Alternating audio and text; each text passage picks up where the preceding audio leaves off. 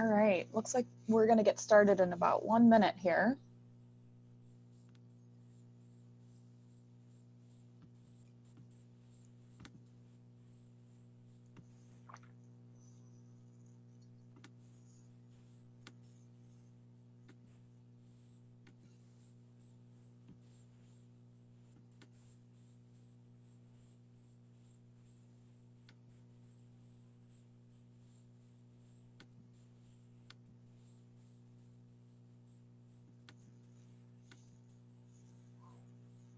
All right, Paul, I'm getting 11 a.m., so you can start whenever you're ready. All right. Okay. I think Paul's got an introduction. Yes, that is correct. Is he still with us? Yep, I just got back. Okay. So you've already met Paul Sniadecki, but I'll give a brief introduction of his credentials. He's currently a board director for MLSA. He was the 2012 MLSA Riparian of the Year. He's the president emeritus of Eagle Lake Improvement Association. He's a former zoning administration and planner with Comstock Charter Township and Milton Townships. And he's a former deputy supervisor of Otwood Township. He's also a certified zoning administrator and a master citizen planner. And he worked for the 42 years plus for government service at the federal and local level.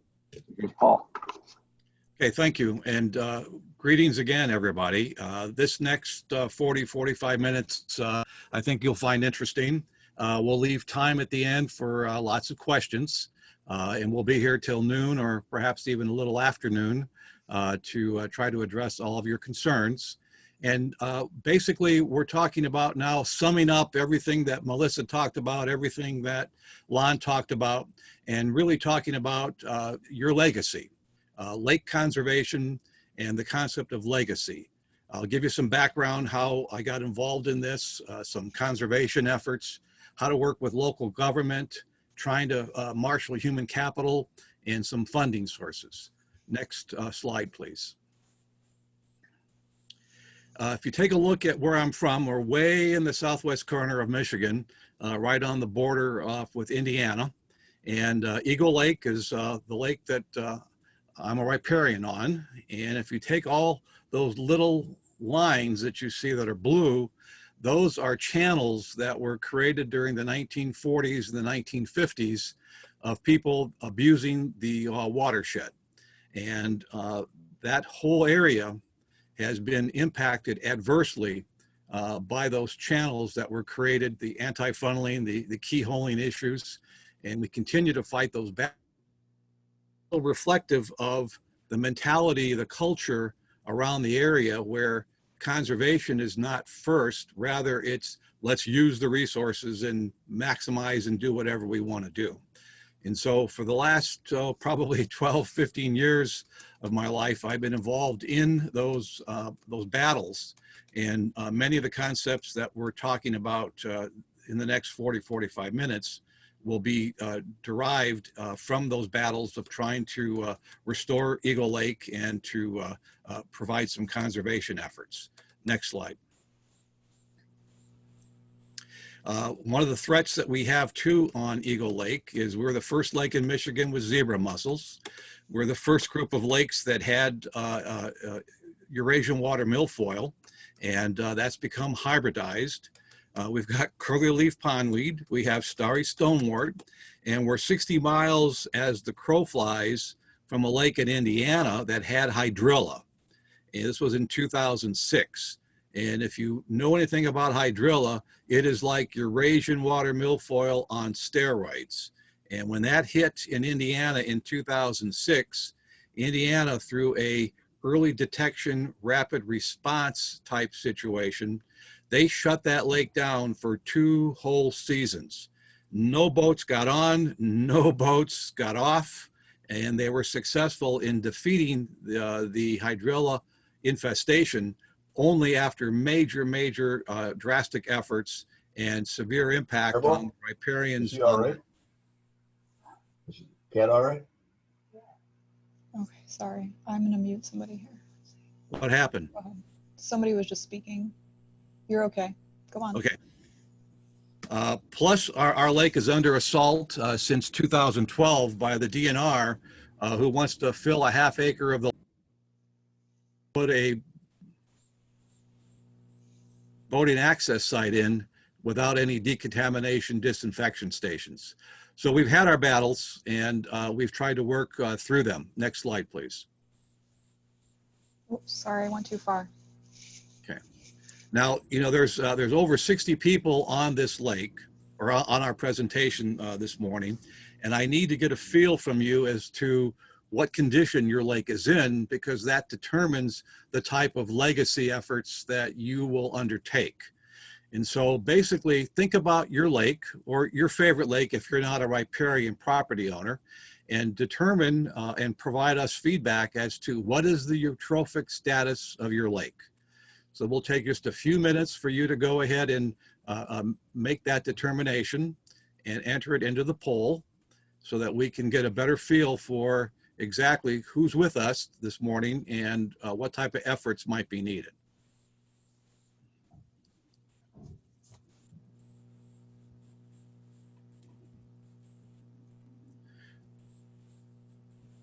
They're slowly rolling in.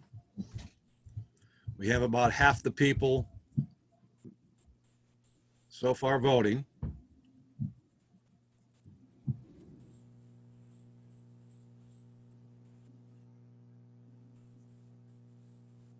Now, will the participants see this poll once it's done? Okay.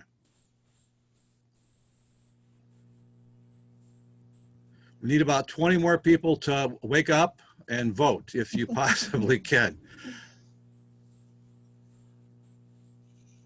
Oh, that did woke up some people that time. We'll give it another. Oh, yeah, there we go. There's our results. There's our results. Okay.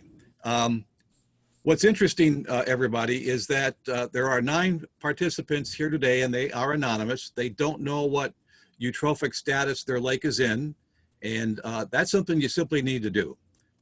So I would encourage you to do some research into that and know what eutrophic status your lake is in, because that then determines what type of conservation efforts you're going to undertake. It's really exciting to see that nobody is on here this morning from a hyper-eutrophic lake, because basically that's a type of situation you could almost walk across the water. And that's good to see that we've got folks that are not in that dire straits situation. We have 7 folks with us this morning that are eutrophic, and that's a lot of effort to restore that lake. You might make some progress. It's going to take a lot of effort to do that. There's ways to do it. Mesotrophic, that's the highest percentage of people with us today. That's a condition that you want to keep it at least mesotrophic, and try to make it in the mesotrophic span, the range that's closer to oligotrophic. And we have 7 participants from oligotrophic lakes, and that's God's country water. And so if you're on a lake that's oligotrophic, you want to do everything possible to keep it that way, because there are so many forces that are lining up to change that. And so conservation is absolutely critical. Okay, let's move on to the next one, please. The next slide.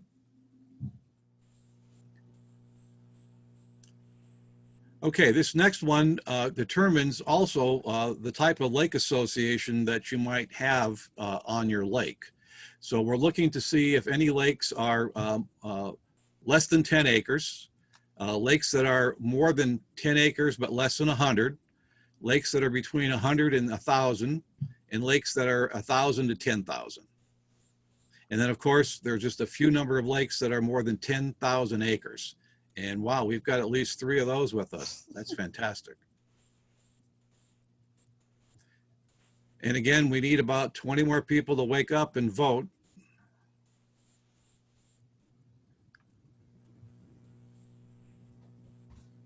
Just about 10 more of you, if you can go ahead and help us understand the size of your lake.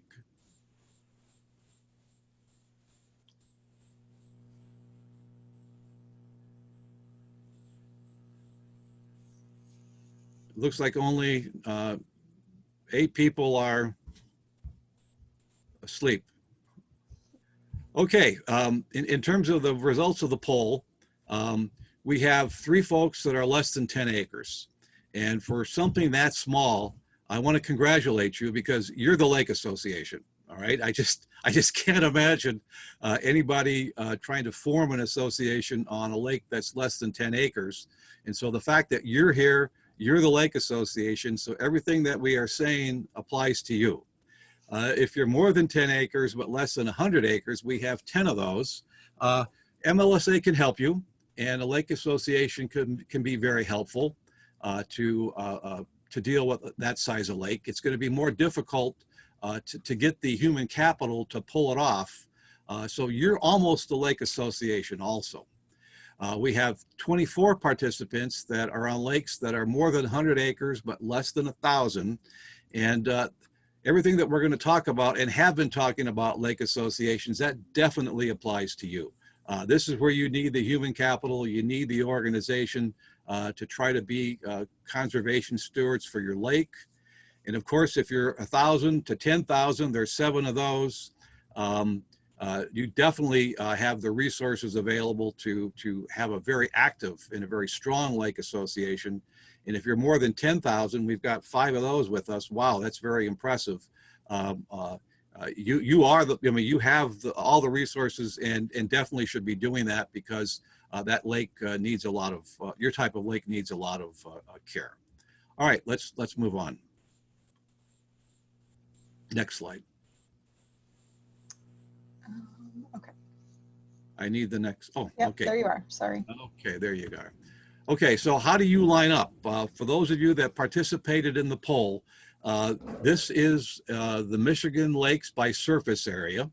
And if you are less than 10 acres, we don't have a good measurement or the number of those, but we're glad that you're with us today. If you're more than 10 acres, but less than 100, there's 7,515 lakes similar to yours. If you are greater than 100 acres, but less than 1,000, there's 1,182. Lakes that are over 1,000 but less than 10,000, there's 98. And lakes that are over 10,000, there's 10. So we have almost all the lakes over 10,000, a good portion of the lakes that are over 1,000, and the rest of us fall into the bottom categories. These categories were determined through a very important study done by the DNR, probably about 30, 40 years ago. It's on the DNR website. Let's go on to the next slide. Okay, so these are some of the general topics that we will talk about in this next 40 minutes. And we'll go back at the end and see if we missed any. What we're suggesting is that to leave a legacy, you need to go ahead and work on a special assessment, a lake board. We suggest creating a legal defense fund. It's not a situation of if you'll ever need a legal defense fund. The issue is really one that when will you need one, okay? Because it's going to happen. It's just a question of timing. Carrying capacity for boats. There's been some chatter in the chat section about carrying capacity. That's extremely crucial. We'll talk about some dock and boat municipal ordinances. We'll talk about master plans and how that impacts watershed protection, lake-friendly zoning ordinances. Are you doing annual CLMP? And are you providing your reports from CLMP or from your private entities that you contract with to the government? Are you providing that to your local township, your county? Have you done a full limnology study for your lake at least every 20 years? There are some excellent firms out there that will do a complete analysis that is important, and I would suggest that it be done at least every 20 years so that you get a better handle on what's happening on the lake. Some folks do it every 10 years, but I just can't see not doing that at least every 20 years, and you need to find funding for that because it does take time and it's not cheap. And finally, we are encouraging people to be activists enabled and activist ready, and we'll talk more about that as we go forward. Next slide, please. So when we look at legacy and stewardship, I've got three areas here that I want you to take a look at and consider. There's all these things that Melissa talked about, the water quality issues. And then there are all of the things that are enjoyment of the lake, the people that come there for the weekend and just have all kinds of activities. And then I'm talking about the legacy issue. That is, what are you doing to keep that lake so that our children's children will have an excellent resource to participate in? Because if we don't see the future now, if we don't take action now, that future is not going to be guaranteed for our children's children. And so we need to leave a legacy. We talk about riparian rights.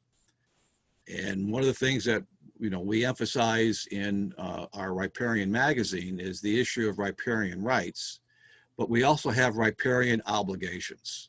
You can't talk about rights without obligations.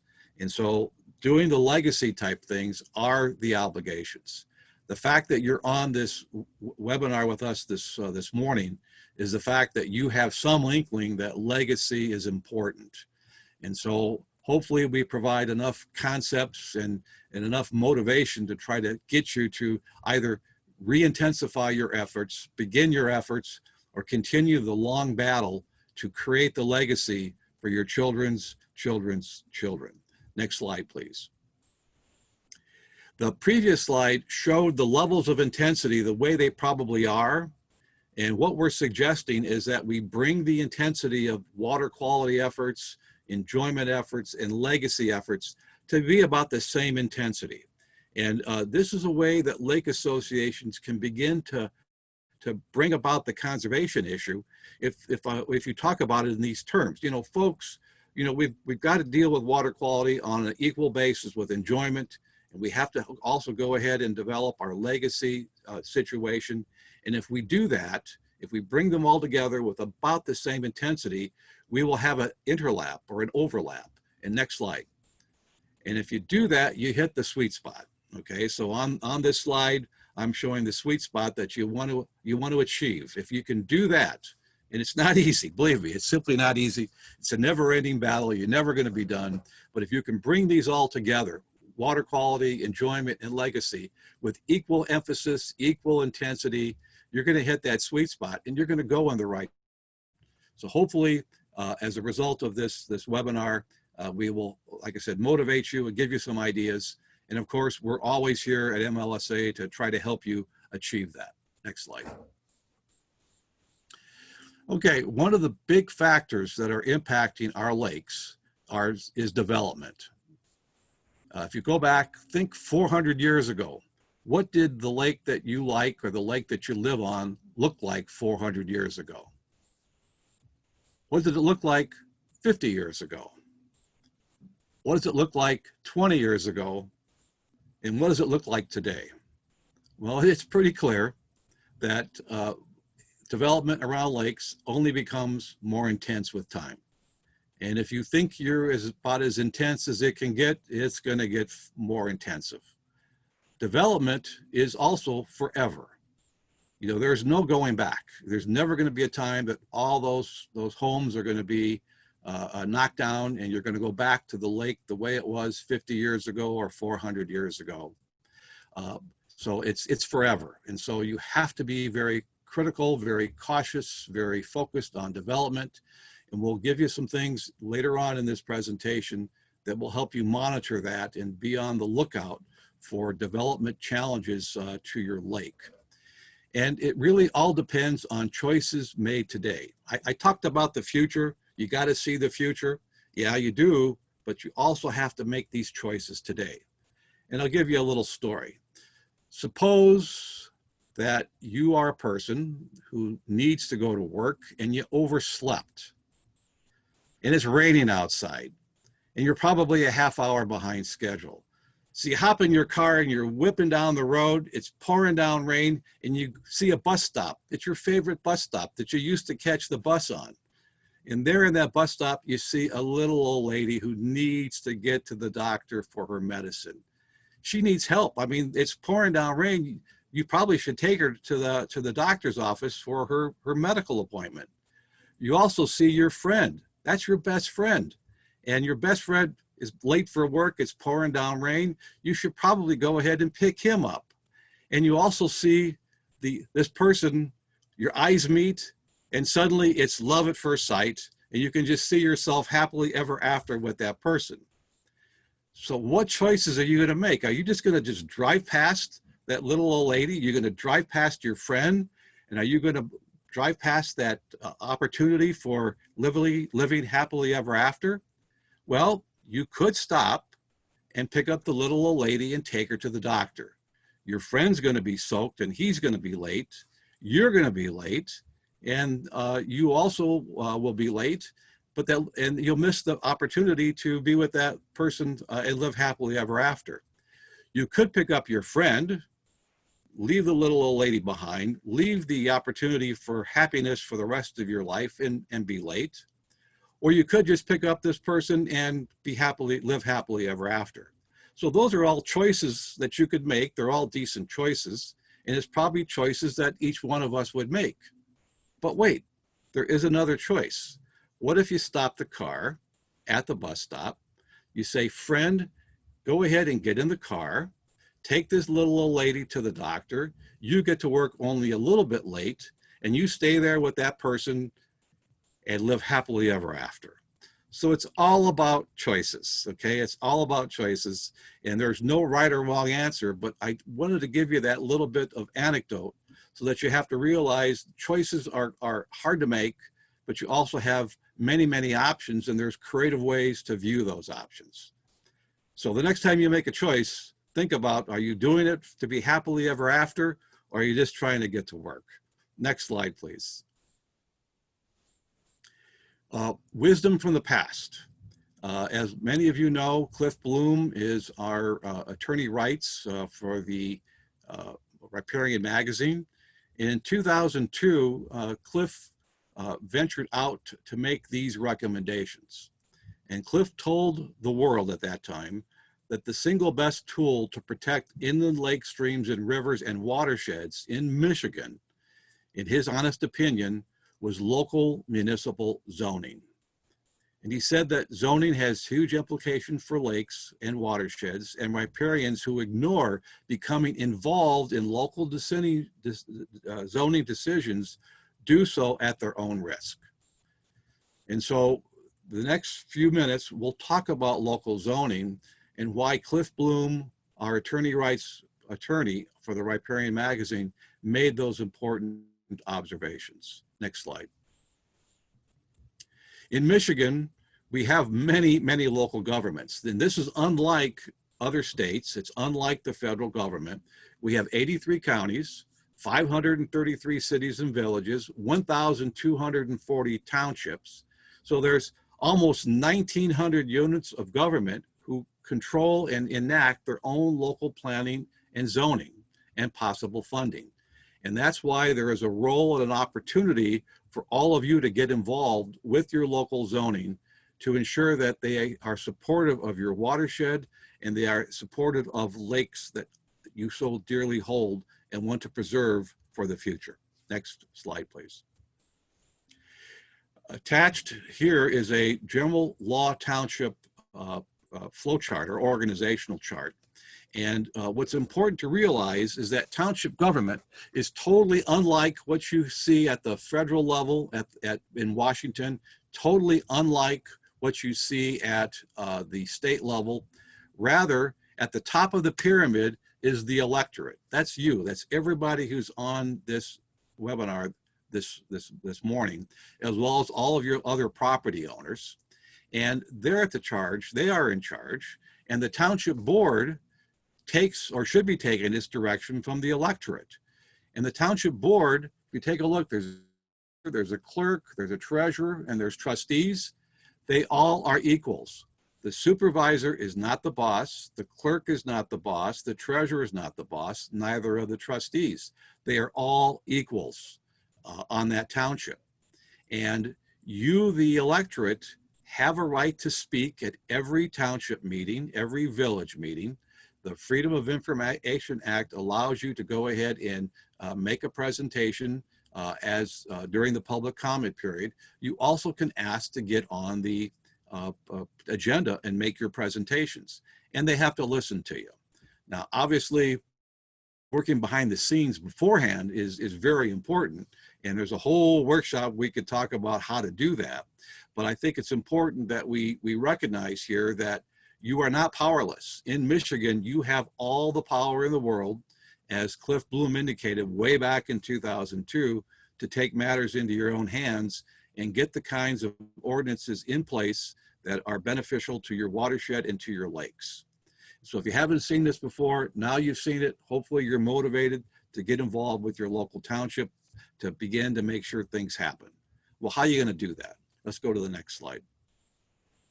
Well, in townships and villages and counties, they all have master plans. Master plans are required by the Michigan Planning Enabling Act of 2008.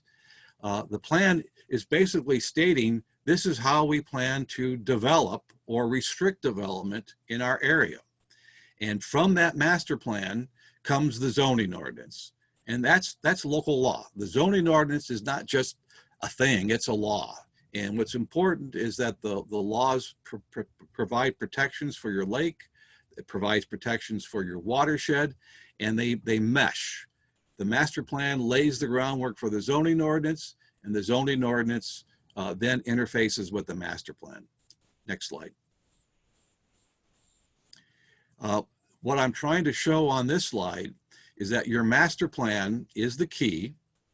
And one of the main features of your master plan should be to protect your lake. Before my lake got involved in the local township, this was back in 2005, the master plan made no mention of the fact that we have 5 beautiful lakes in our township. All were more than 100 acres in size. All we talked about were deer, turkey hunting, and ducks. There was nothing about any type of lake protection or water protection in our master plan. So we worked very hard at making that happen, and I'll show you some techniques down the road here how that works. But your master plan, if you can get some component in your master plan to protect your lake, then that's the key, because it drives everything else. It drives your zoning ordinance, it involves your enforcement ordinance, it controls your ZBA, and your planning commission is the one that is in control of the master plan. So hopefully this chart kind of gives you the feel that this is the core. You get your master plan right, you execute the plan at the township level. You know, Lon talked about executing your plan at the lake association level. Well, now we're talking about executing the master plan at the township or village or county level. Next slide, please. So what is this master plan, this future land use plan that he's talking about? Well, by law, the master plan has to be established. Every entity should have one right now, and it has to be reviewed or completely updated every 5 years. It's a requirement, and townships, villages, counties need to do that. The zoning ordinance can provide for special land use districts. They can have overlay districts for waterfronts. You can have lake residential zoning. You can have special uses that require developers to meet certain criteria before they can do something around a lake or a stream. And overlay districts.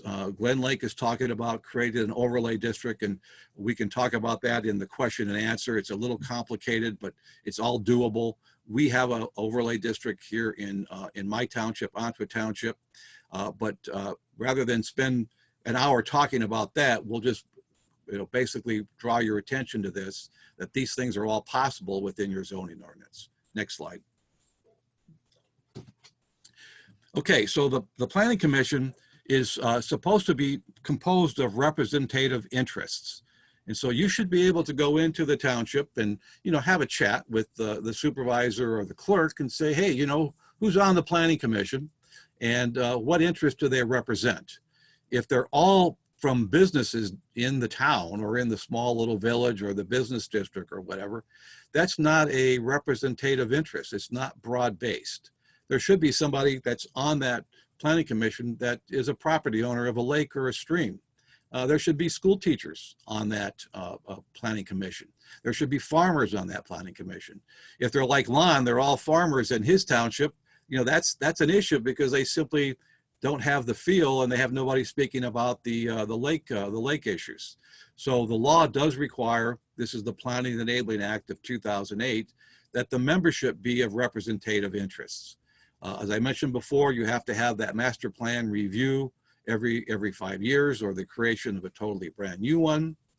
And don't let the township tell you, oh, we can't do anything now because we're going to wait till 5 years. That's not what the law says. The law allows you to update your master plan at any time.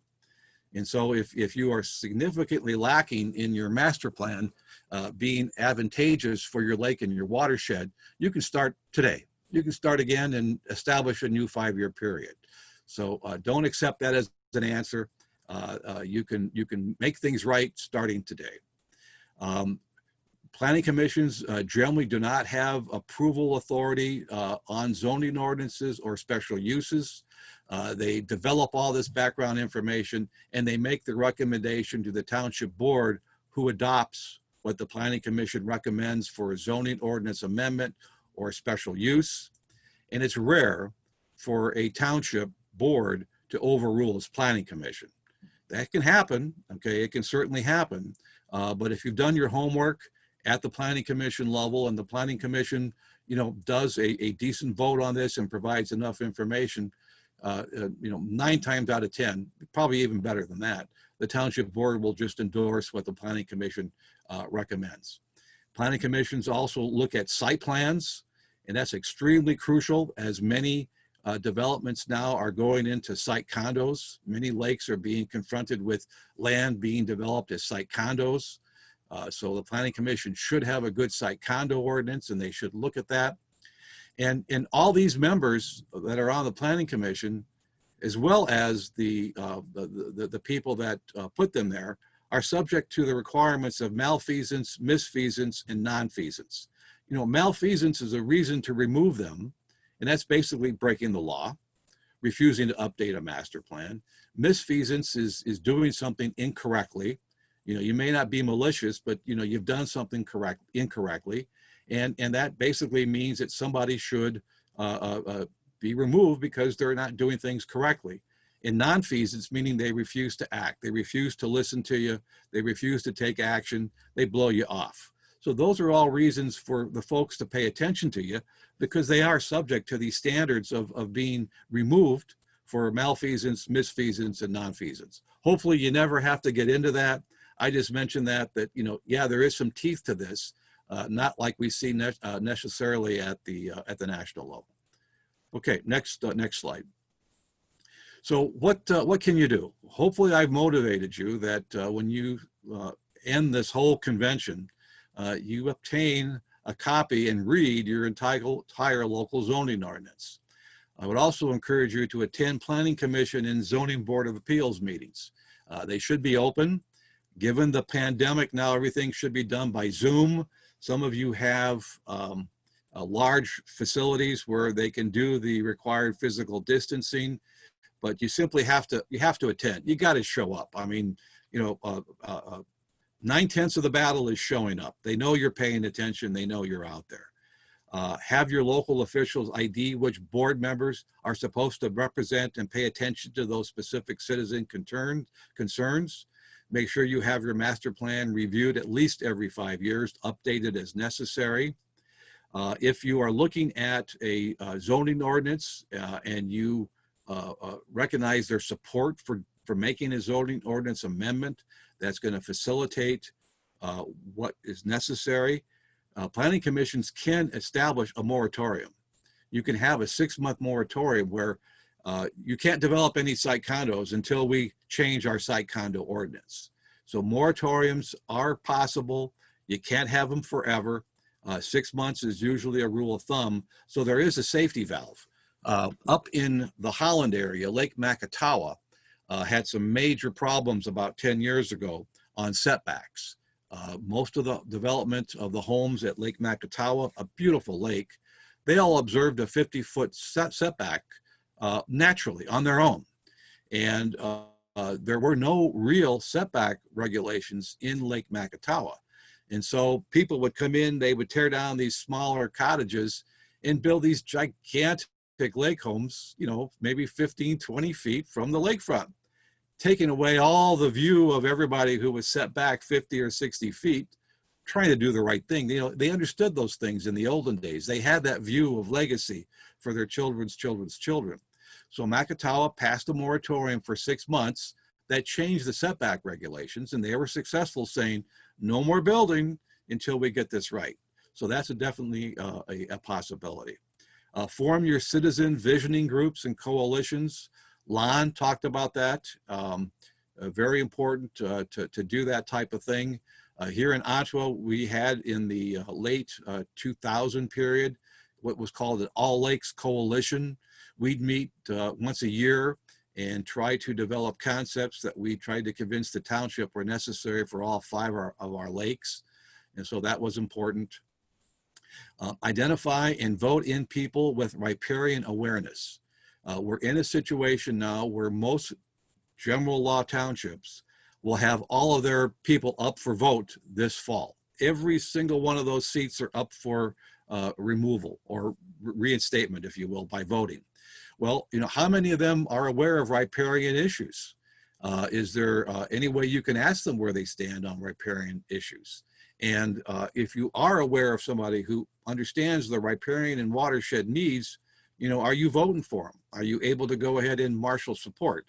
Now, as a lake association, if you are under 501c3 or 501c4, you can't really go out and campaign and endorse them as an organization. But each individual on their own can do that, okay? So if you've got 200 people in your lake association, they all can go out and support candidates. You just can't do it as a formal lake association. And finally, take and pass the MSU Citizen Master Planner course or the Citizen course. These courses used to be done physically on site. You had to go to some space, you know, location around the state of Michigan. Now with the pandemic, everything has been sent on Zoom, like maybe $100. I would encourage you to take the course, have your lake association pay for it or pay for it yourself and learn all about these things that I'm talking about in more depth. It's well worth your time and effort to do that. I think you'll find it extremely interesting, and you'll either recognize it, by golly, I have a great township or a great village, or you'll say, oh man, my township or my village is in the dark ages. They need a lot of help. And hopefully you're the one that helps them. Next slide. Okay, you can also make sure that your master plan recognizes lakes and protection needs. So in addition to getting a copy of your zoning ordinance, get a copy of your master plan and take a look at that. It's yours, you paid for it. Take a look at that and see if it provides any guidance. We've all talked about special assessment districts for invasives. There's many ways to do that. If you pick up the MLSA book, Practical Guide to Lakefront Living, there's some excellent sections in that book. Melissa's holding up a picture of that. That book, when it came out, we tried to do everything that you need to do to protect your lake as well as form a lake association. It's an excellent resource, has an excellent discussion about SADs. I would encourage you to take a look at that. And I'm just going to put a plug for our, if you visit our website, because we're a sponsor of the convention, there I have a little drawing for some of our books. And also if you participate in the trivia on Friday, our books will also be some of the prizes. So go on. Okay, great. Now you get CLMP reports. Those of you that have been on CLMP for quite a while, you get the annual report individualized for your lake. Paul Steen has been doing that for probably the last 7-8 years that I can remember. Have you had those CLMP reports posted on your township website? Have you made a presentation about that CLMP to your township board or your village board? Strongly suggest that you do that. Again, you can ask to be on the agenda. Township should put you on the agenda. They may say, hey, limit it to 10 minutes or whatever. And even if they won't put you on the agenda for whatever reason, you can still present that during your public comment period. They need to know. You need to raise the issues. One thing that we did on the Eagle Lake Improvement Association, we made sure that a member attended all board meetings, all commission meetings, all ZBA meetings. There was at least one of us at every single meeting to do the vigilance that Lon talked about. So if your organization is big enough, you know, make sure you get somebody at all those meetings so they know that you know what they should be doing and you are providing the visibility and the conscience that they need to do things that are lake friendly. I talked about voting for pro-water candidates. I saw some stuff on the chat. I'm not monitoring the chat like I should. I'm busy talking, but I saw some things that some of the candidates bought some advertisement in their lake association letters. I think that's great. Just don't endorse them on your website. The other thing is that there should be budgets for lake protection and for parks. The general fund that your township gets as taxation can be used to develop lake protections. There was a person called Larry Nielsen of Paw Paw, Michigan, Maple Lake. Maple Lake was very important to his village, and every year he ensured that there was money from the general fund, the taxation money, not special assessment money, that went to help protect Maple Lake. And so he was a visionary. He recognized how important it was. They can do that, okay? They can provide money for lake protection. It may be unheard of. They've never done it, but they can do it, and perhaps they should start doing it. Make sure your zoning ordinance has provisions for lake residential zoning districts, special overlay districts, because sometimes water spans different zoning districts, like at Eagle Lake, where I'm from. Part of the lake was in agricultural zoning, part was in lake residential zoning. There was a lot of issues trying to change the property from agricultural to lake residential. So we just created a special overlay district that encompassed all those districts. So there's ways to do that. Again, that's a whole 3-hour presentation. We won't go into that, but we can talk with you one-on-one. Civil and municipal ordinances, this is important. With a zoning ordinance, anything that you enact, if there's an existing issue with it, it's grandfathered in. It gets to stay until it falls apart, okay? But if you enact a civil municipal ordinance, which is not a zoning ordinance, doesn't require the planning commission, it can have almost immediate effect. And so there are many townships that have enacted dock ordinances that say, hey, if you're gonna put your dock, it's gotta be in the middle of your property. It can't extend farther than 3 feet into the water, that you have at least a 3-foot area. And you can't have more than 2 boats on your docking. That's one way to limit the carrying capacity of your lake. Chances are if people have 6, 7, 8 watercraft on their waterfront, they could all be out there at the same time, or at least a large portion of them.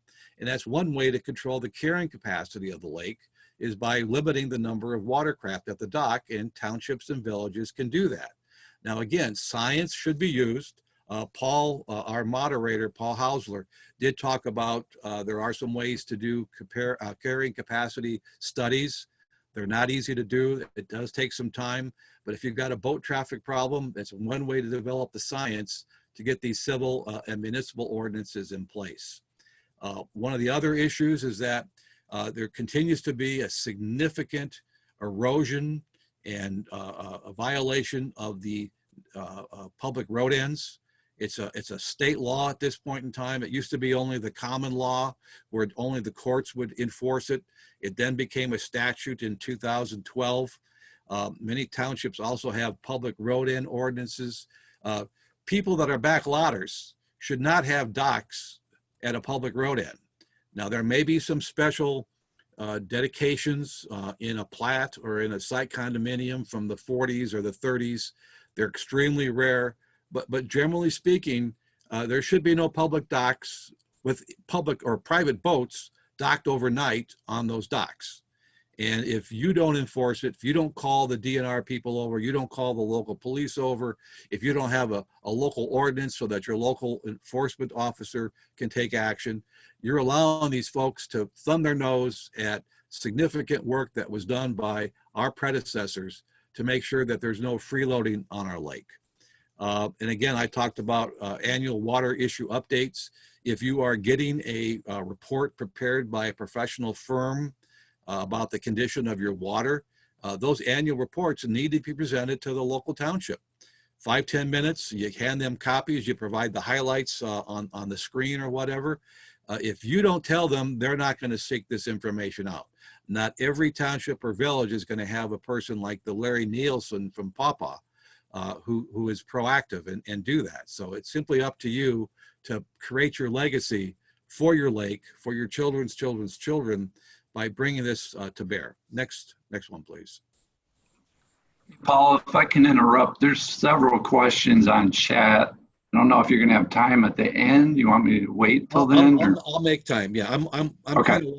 kind of winding down here. Okay, I got wound up. I'm winding down. Other things that people don't pay attention to, and this is a biggie, is Michigan Waters, the website, My Waters, and MISIN, the Midwest Invasive Species Information Network. Michigan Waters is a web-based application. I'm going to show you some screenshots on that, where you will know what is being done in terms of eagle permits on your lake. You can search that in a live fashion. MISIN is what's happening in terms of the spread of invasive species. It's both a web application and an application for your phone. And if you aren't using those two applications, you simply have to do that. And here's why. Let's go to the next slide. Okay, so all these arrows point to development situations. And I talked about how development is the key to control development, make sure it's responsible, not irresponsible, where people have to get permits on. And all these permits have to be obtained through Eagle. I call them the DEQ because I still think they're the DEQ, but we'll call them Eagle because that's their formal name. And you can know about that. It used to happen through a thing called CWIPIS, which was extremely difficult to use. But guess what? It just got easier about maybe 3-4 years ago. I'll show you next. Okay. These Eagle permits that I talked about, they're based upon the Clean Water Act, the National Pollution Discharge Elimination System, and the Natural Resource Environmental Protection Act of Michigan. People can get individual permits, general permits, and minor permits. They do revise the minor permits every so often. The last revision was 2019. But in most cases, unless it's a very simple thing, they will public notice what somebody's trying to do near the water. All those little arrows I had on that screen or that slide, it's all going to be public noticed in Michigan Waters. And they will either announce via public notice, or they'll say there's going to be a hearing, or both. Now, when it's really a really big thing, like Enbridge Line 5, when it's really, really big, like the Edensville Dam situation, or the water withdrawal situation up in Montcalm County, they won't have a hearing. But if it's that really big, they'll have a hearing and both. And so, like I said, before you had to use coastal waters, CWIPIS, and other things, but now there's Michigan Waters. Let's take a look at Michigan Waters. This is a shot of the home screen, and you can search in Google for, My Waters at Michigan. And what's interesting about that is you can do a public notice search. You can report your spills, pollution, and unauthorized activities. And you can use this thing called a Site Explorer. You don't have to register. You can just jump in and do this. You don't have to have a login account. It's public information. Lon, who was presenting before me, had some major problems about 2-3 weeks ago. He jumped on the report, spills and pollution, made his report because nobody answered the phone at Eagle. They're all on furlough or whatever the case may be. And he was able to record their situation as it happened. I saw some other comments about people getting Eagle to do some enforcement. Well, it was clear that nobody was an eyewitness or reported this dumping into the lake of all this construction garbage as it happened. And so, hopefully when that's taking place, you take a photograph, You go right over here to Michigan Waters, you report the situation, you'll have a greater chance of being successful of enforcement if you can record it as it happens. They didn't do that, it appears, but if you do it this way, it will. The Site Explorer is a neat feature. We'll show you that. It's a drill down tool. But the one that's really important, I think, is this public notice search. Can you go to the next slide, please? I recognize this is difficult to see. This is a screenshot. But essentially, you can do the public notice search, and you can restrict it by county. And I would encourage you to go ahead every week. There should be somebody from your lake association that has the assignment to go to Michigan Waters once a week and search by county. And it will show you all the permit applications that were filed that were being public noticed. And like I said, probably 99 out of 100 permits that are applied for will go ahead and show up here, and you'll be able to see exactly what's going on. And then you can drill down. You can take each line item and go down. No, go back. You're ahead of time. You go back. You'll be able to see all these permits. These are all individual permits that were applied for from Van Buren County. And guess what? That's where Melissa's from. Melissa's from Van Buren County. And so this one, I think, is about a year old. This slide I took about a year ago or 2 years ago. And these are all the active permit applications in Van Buren County. So you can go in and click and see what they're doing. It's amazing what folks try to apply for. And you have the ability to make public comments. 9 times out of 10, it's been my experience, as well as others, that if you don't submit public comments onto what's going on, Eagle is going to give them a permit. It's only when you make a public comment that they begin to slow down. And so unless it's really, really egregious, they're going to give folks permits unless you make a comment. And I do this on a regular basis. Eagle will, in fact, even what I've noticed is I'll make public comments, they'll still go ahead and give out the permit, but then they'll make a special effort to come out and inspect what's going on. And in a couple of situations, most recently this past summer, they came out and had to issue cease and desist orders because the folks were doing things actively constructing under the permit in a way that violated the permit. So there's some real benefit in doing that. So I would encourage you, like I said, every single week to have somebody review this so that you know what permits are being applied for. And if they're totally off the wall, you have a chance to submit public comments and get on the record that, hey, this is not right, or this needs to be modified, it's excessive, or whatever the case may be.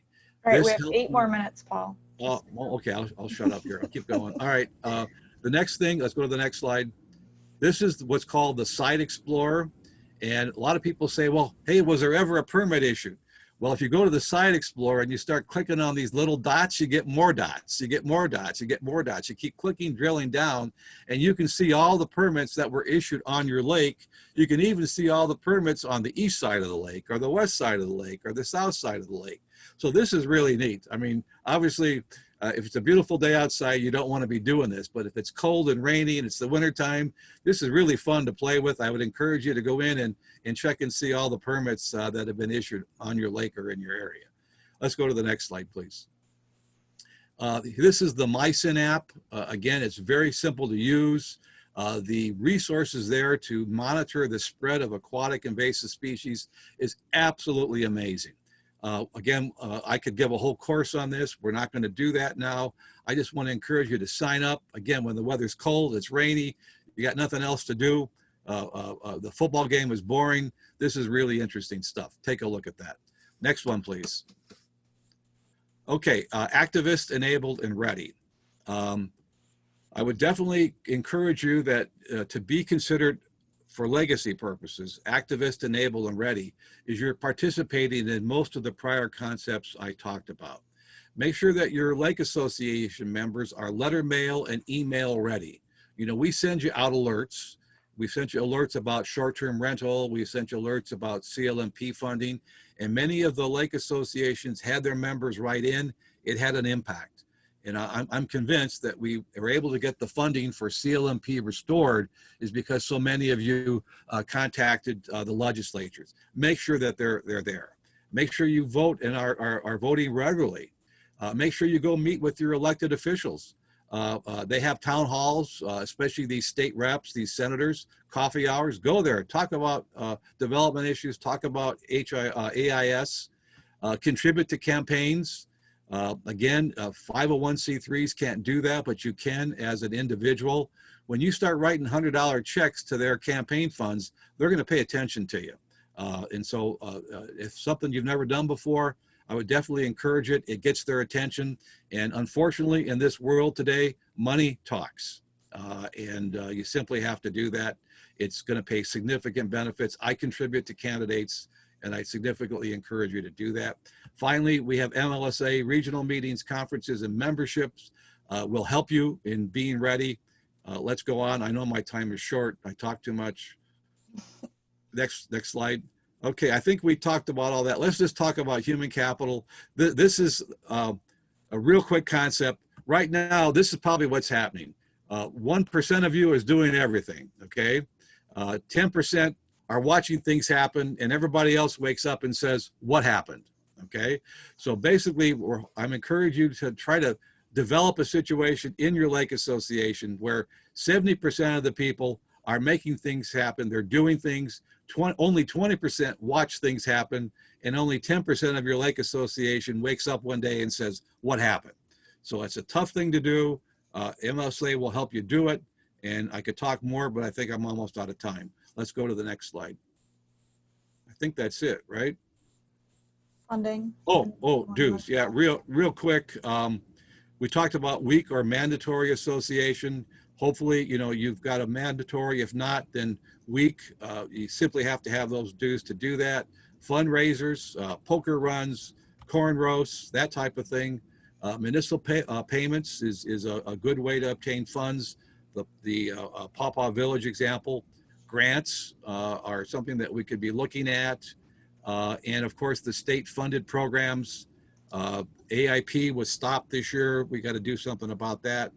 And I think for purposes of time, I'll cut this short and leave it right there. All right. Well, thank you all for joining us. I know we have like whoops, let me go back. We have 4 minutes left. So I know that there were some questions. I went ahead and put our email addresses in the chat box up here on the screen. You can see our general info email address, and you are free to email us at any time. And I will forward it on to Paul or Lon or whoever it needs to get to answer your question. You can subscribe to our newsletter. You can subscribe to the Michigan Riparian Magazine. You can find us on social media. We have all of, all of these resources like we talked about today available on our website. These slides will be available to you. I have actually recorded all 3 of our talks separately, so if there's a certain section you want to go back and take a look at, those will also be available through the convention and through us. We're around. We're going to be around for the next couple of days throughout the convention, so please reach out to us. We'd love to take your questions offline. And I'll stick around to answer any questions at this point in time. Yeah, we've got about 2 more minutes for that. Well, I can stay longer or no? I don't think so. You want me to list some of the questions, or Michelle? Yeah, go ahead, Paul. That's fine. Okay. Obviously, we're not going to be able to do all of them, but this question was from Rusty. Our townships are very small. Is it possible to form a township board for a group of townships? Has this ever been done before? I'm not aware of the ability to do that legally unless the townships combine. However, there are many townships in small areas where the supervisors get together quarterly just to have a chat, talk about common issues, and they also talk about what the county's doing to them and what the state's doing to them in terms of state revenue. So they can form their own little coalition, but in terms of having one that acts together, they have to combine and do away with the individual townships. Yeah, there also is a Michigan Townships Association, which is kind of a catch-all for a lot of townships. That can be a resource as well. Another question from Beverly. Does the lake interest person have to be a resident of the township and not just a second homeowner, or can it be a second homeowner? No, they have to be residents. They have to be residents. All right. Another one from Nancy. What kind of protections do you normally want in a master plan? Well, the master plan should clearly state that the eutrophic status of the lakes and whether the zoning and the actions in the zoning are being taken to maintain that eutrophic status or to attempt to improve that eutrophic status. That's important, is to get that in there. They then go ahead and would cite other townships, other places around the country that basically some of the standards are you can't have less than 100 feet to construct a new structure or to remodel a structure. You have to have 100 feet of lakefront. That's the type of thing that we're looking at. You need to be set back 100 feet for the main structure from the water. You need a 25-foot riparian buffer area within 25 feet of the water. So those are the types of form and physical requirements that zoning can establish. And as long as they tie it to the eutrophic status or the lake water quality, they're going to be successful in having those implemented. And again, that's a general answer. We could really talk about that at length, but I think I've addressed it in generalities. Yeah, it looks like, looking through the questions, the other ones were pretty much answered by either Paul Teicher or Melissa. And so, and then Melissa gave the information for future contact. So we should be all set. I want to thank everybody for participating. I think it was really informative and got a lot done. So thank you. Thank you, Paul. All right, and everybody have a great lunch. I believe there's an awards session at 12:30 and the keynote later this afternoon. So thanks for joining us.